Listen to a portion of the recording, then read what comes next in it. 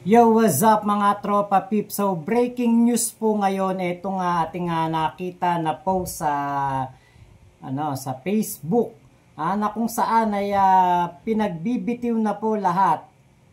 Lahat po as in lahat. Lahat po ng gabinete, lahat ng cabinet secretary, lahat ng inappoint ni PBBM ay pinagre-resign niya na po.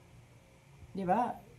Ito po ang nakalagay dito sa Philstar Life. It's time to realign government. President Ferdinand Bongbong Marcos Jr. on May 22 has asked all cabinet secretaries to tender their courtesy resignations to recalibrate his administration after the recent elections. This is not business as usual, Marcos said. The people have spoken and they expect results, not politics, not excuses. We hear them and we will act. O yan, nako. Ito po ang katibayan na ang ating Pangulong Bongbong Marcos ay naniniwala po sa taong bayan. Pinapakinggan po niya ang mga Pilipino. Diba? Nakikinig siya sa kung ano po ang hinaing ng taong bayan. Malayong malayo sa ibang mga presidente na ang tanging kagustuhan lamang ng kanilang mga tauhan at ng kanilang mga kaibigan at ng kanilang mga kaalyado ang inuuna.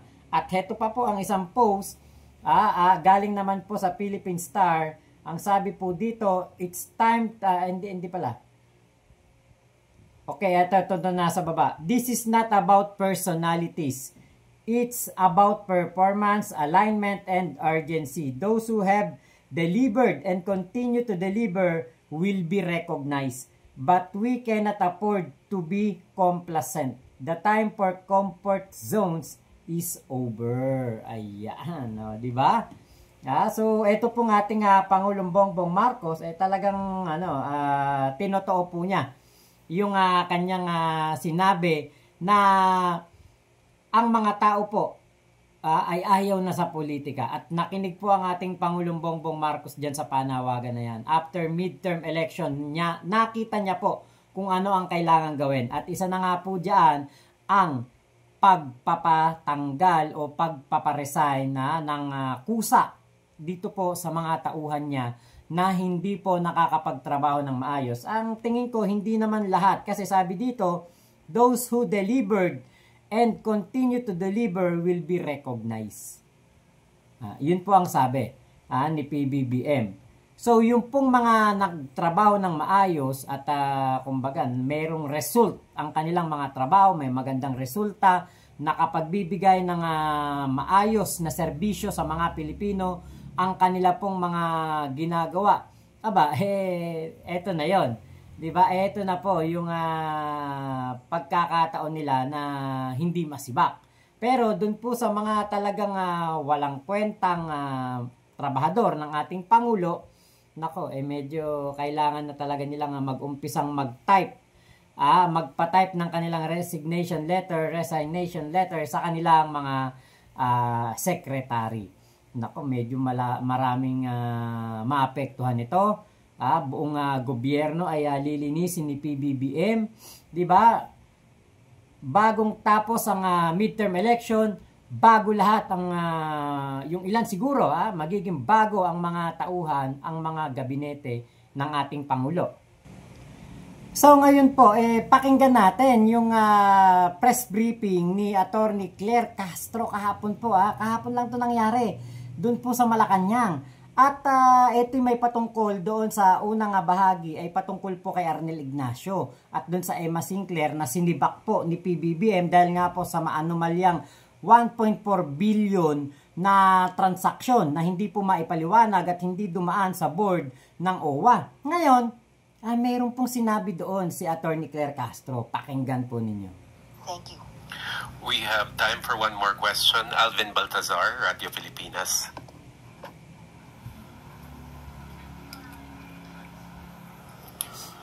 Yes, on other matters naman. May latest ba sa OWA after ng pagkakatanggal kay Mr. Arnel Ignacio? Is there any development sa agency. Opo, sinabi po natin na si former OWA Administrator Arnel Ignacio, hindi po siya nag-resign, siya po ay tinanggal. Dahil sa mga anomalyang nabanggit na po ito ni Secretary Hans Kakdak. At maliban po dyan, mayroon pa pong isa na makakasama, ang Deputy Director na si Emma Sinclair. Pareho po silang tinanggal, hindi po sila pinag-resign. Ito lamang po ay isang senyales, maaari nating sabihin na ito ay panawagan ng Pangulo sa lahat ng mga nagtatrabaho sa ilalim niya. Nagampanan ninyo ang inyong trabaho. Huwag tanggalin ang pangluloko o lokohan sa inyong pagtatrabaho dahil hindi po mangingimang Pangulong tanggalin kayo sa pwesto. You will all be fired kapag hindi nyo tinupad ang inyong mga obligasyon sa bayan. Thank you very much, Yusek Claire. Diba? At bago po tayo ayun na. Nagbigay na ng hint kahapon si Attorney Claire Castro patungkol po sa mangyayaring sibakan dito po sa gabinete ng ating Pangulo. Naku, sino-sino kaya itong mga pangalan na lulutang? Sino kaya ang unang magre-resign? Diba? Kasi alam niyo po dito sa ating Pangulong Bongbong Marcos, dun sa kanyang interview with Katunying, frustrated siya sa galaw ng gobyerno. Frustrated siya sa kung ano ang nangyayari sa ating bansa. Dahil nga po, sa nakaraang midterm election, tingin niya at tingin ko ay hindi po nagugustuhan daw ng mga Pilipino ang kanyang ginagawa sa gobyerno. At kaya na ang naging resulta po ay ang hindi pagkapanalo ng karamihan o kalahati. O 6 lang yung nanalo dun sa alyansa, di ba? So yung iba po hindi nanalo sa kanyang mga inendorso na mga senador. Kaya po, mabuti na lamang talaga ganito ang ating Pangulong Bongbong Marcos, nakikinig siya sa tao at inaaksyonan niya ng mabilis kung ano yung kulang. Ito po yung kailangan. Kasi po, ang sabi nga ni PBBM doon sa interview niya kay Katunying, nag-focus siya doon sa mga bagay na makakapagpabuti sa mga Pilipino on the long run. Kumbaga nag-focus siya doon sa sa long time goal. Yung mahaba, yung kahit na wala na siya sa gobyerno, hindi na siya presidente, ay pinapakinabangan pa rin yung mga proyekto na yon, like yung subway, like yung 20 pesos per kilo ng bigas, di ba? Pero naisip ng ating Pangulo na kailangan yung mabilis na aksyon. Katulad na lang nitong sa EDSA, kasi puro patsi-patsi lang na na pag-aayos, pagre-repair. Ngayon, ang gusto ng ating Pangulo, ayusin talaga ang EDSA. Lahat, ayusin talaga, rehabilitasyon, buong EDSA. Para po, sa mga darating na panahon, mas magiging mabilis na ang daloy ng trapiko sa EDSA. So, naniniwala ang ating Pangulo na meron talagang kailangang sibakin, palitan, at, tama nga, kailangan ni PBBM na medyo maging mabagsik ng konti.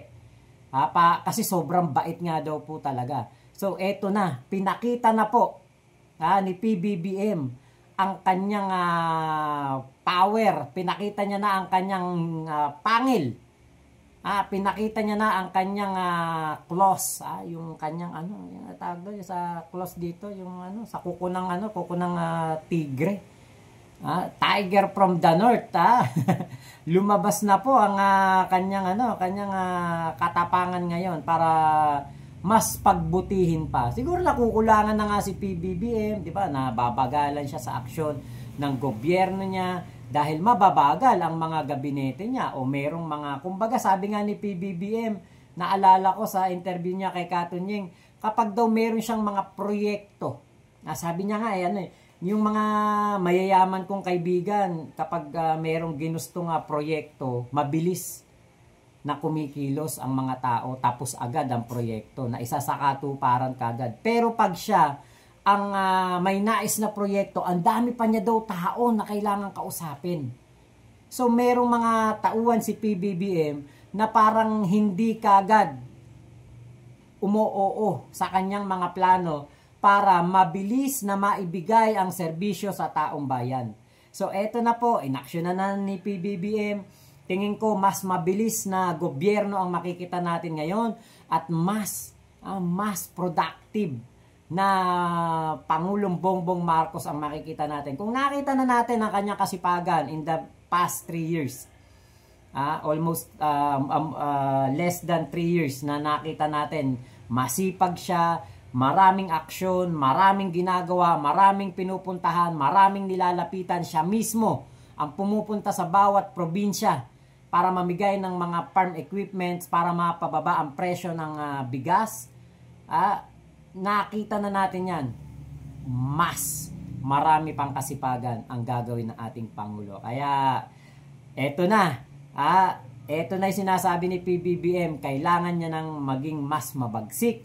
Kailangan niya na mas magpakita ng pangil para po mas mapabilis ang ginagawang trabaho ng gobyerno. At yan po ay ang lahat tayong lahat ng mga Pilipino panalo sa desisyon na ito ni PBBM dahil ang ating Pangulong Bongbong Marcos umaksyon na para po mapabilis ang serbisyo ng gobyerno, mailapit sa mga Pilipino, mapadali ang mga proyekto para po mapakinabangan na ng taong bayan.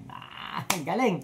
Salamat po sa pagsama nyo sa aking vlog na ito. Breaking news to. Naku, pakishare nyo po para maraming makapanood at maraming makaalam agad-agad ng napakagandang balita na ito na gagawin ng ating Pangulong Bongbong Marcos. Maraming salamat po!